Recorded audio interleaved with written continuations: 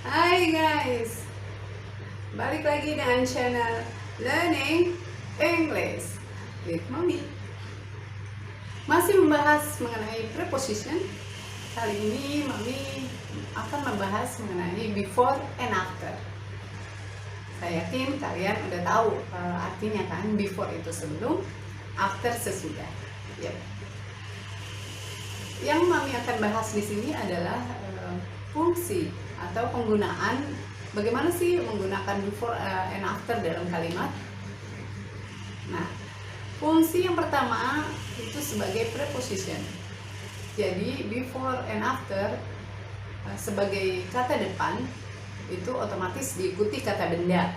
Misalnya before lunch, after lunch, before dinner, after dinner, before the meeting, after the meeting, before the war, after the war.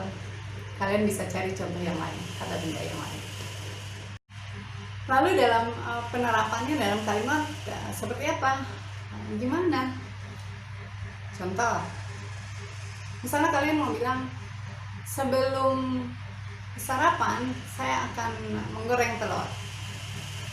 So we can say, before breakfast I will fry an egg. Kemudian lagi, setelah rapat saya akan jemput kamu. After the meeting I will pick you up. Terus lagi, saya bergabung dengan tentara setelah perang. Jadi kalian bisa bilang, I joined the army after the war. Seperti itu. Jadi diikuti kata benda. Oke. Kemudian fungsi yang kedua sebagai penghubung atau conjunction antara clause atau kalimat.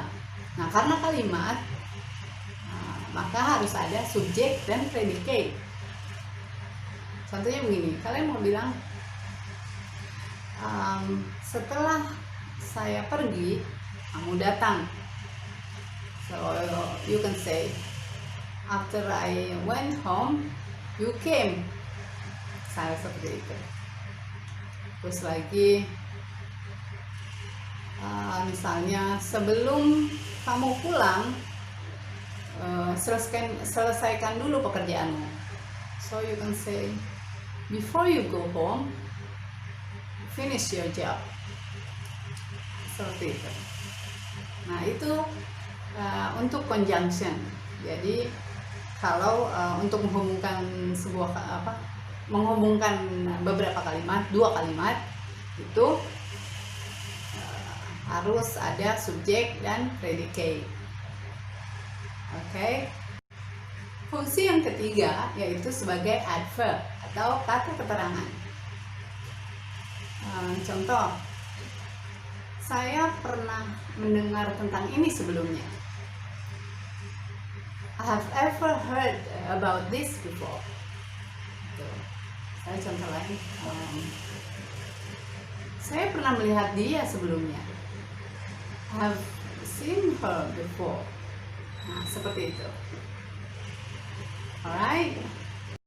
Ada hal yang perlu diingat, yaitu apabila before and after diikuti dengan kata kerja saja tanpa subjek. Lalu bagaimana?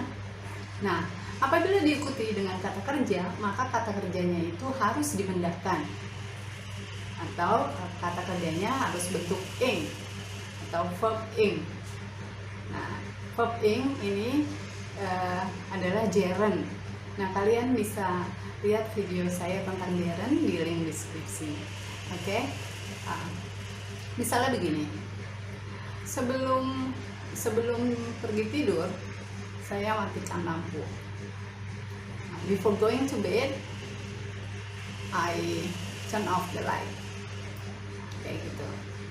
Misalnya lagi, setelah makan 2 porsi besar, saya merasa terlalu kekenyangan.